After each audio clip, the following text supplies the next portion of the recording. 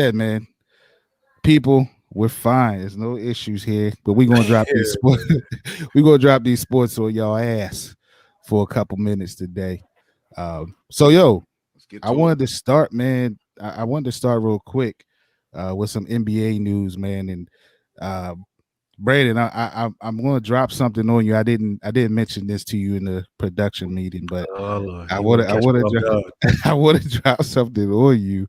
Um, you know, listen, your Knicks have been doing pretty good, man. Your Knicks have been Show. doing pretty good, and as you can see, it's just the three of us. We're missing our Laker specialist or whatever we're gonna call it.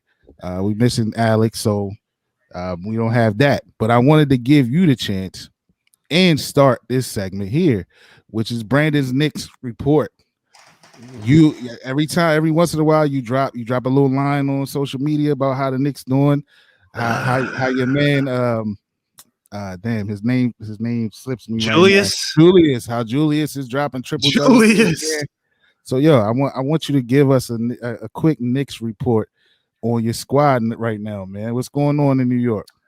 Hey man, things are looking damn good in New York. I think we have progressed a little bit quicker, or more, than I thought we would at this point.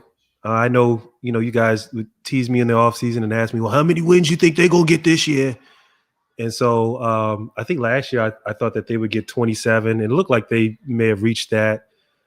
This year I expected, 30 plus, and it looks like they were. I didn't expect 500, but the way Julius is playing, hey man, thanks to Julius, thanks to the Knicks front office, I think they're doing a great job. We brought in some talent. We're not overpaying for players. We didn't overpay for Russell Westbrook. Not saying that I still think he's a good player. But we're just not throwing money around. We're making smart decisions. We got the right coach, I think. We got a great coaching staff behind Thibodeau.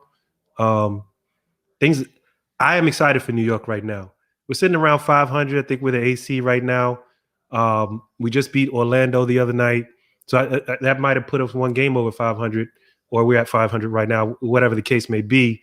And I know, Orlando, we beat Orlando. Orlando was on an 8-game losing streak, but Julius had another triple-double. Okay. And Orlando just Orlando just beat the hottest team in NBA last night. They beat the Nets last night. So, they beat the Nets. Okay, so and that was on a back-to-back because they played us the night before at the Garden. And so now back to the Knicks, because we don't really address Jersey here until we talk about the real team in New York. Here's a comment for you. Oh, congrats to Manhattan. Yeah, see, we go back and forth with that. Their Jersey, we're Manhattan. Okay. But there was no point guard. We had no point guard that night. No point guard. Derrick Rose was out. Alfred Payton was out. Quickly was out. We had Frank Ntilikina and Alec Burks. Julius stepped up with 17 assists. That's my Knicks report. Let's go.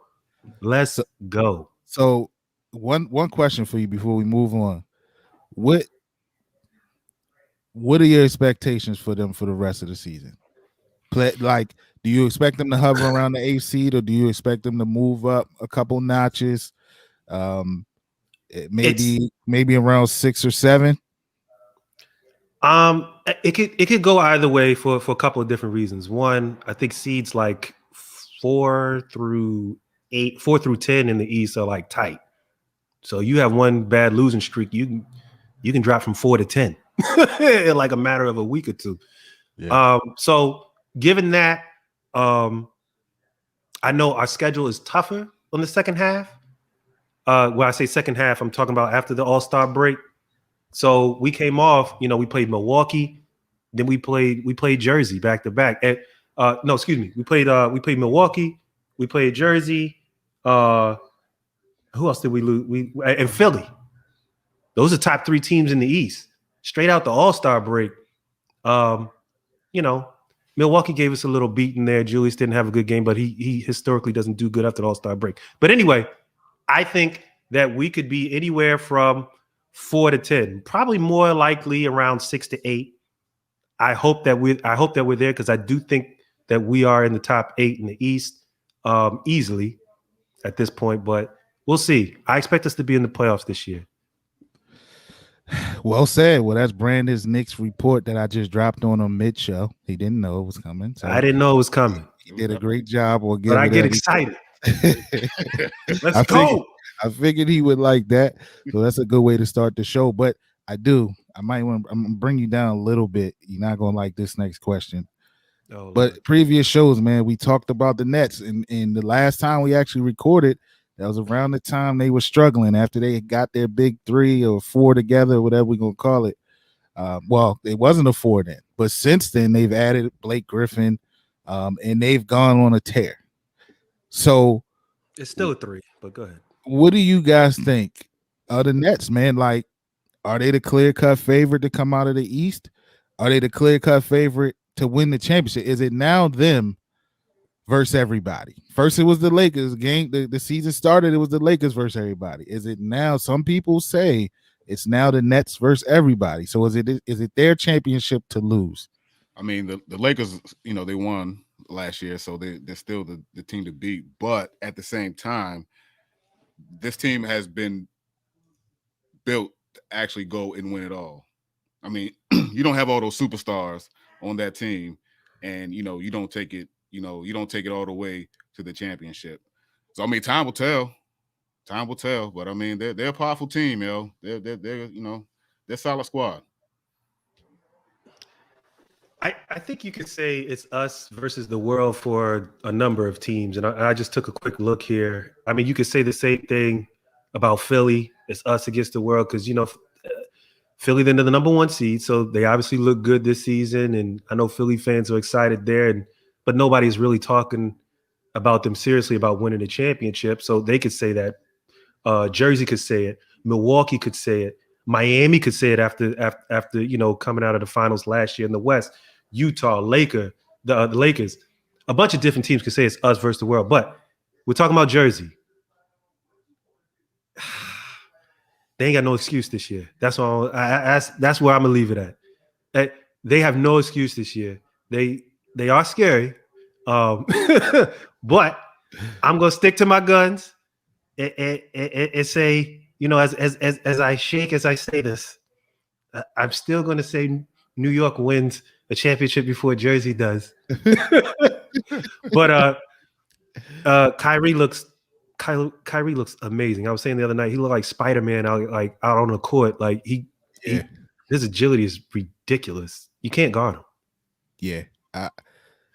Donnie, our good buddy Donnie made a comment the other night where he said if Kyrie was 6'5" or above, he'd probably be the best player in the world.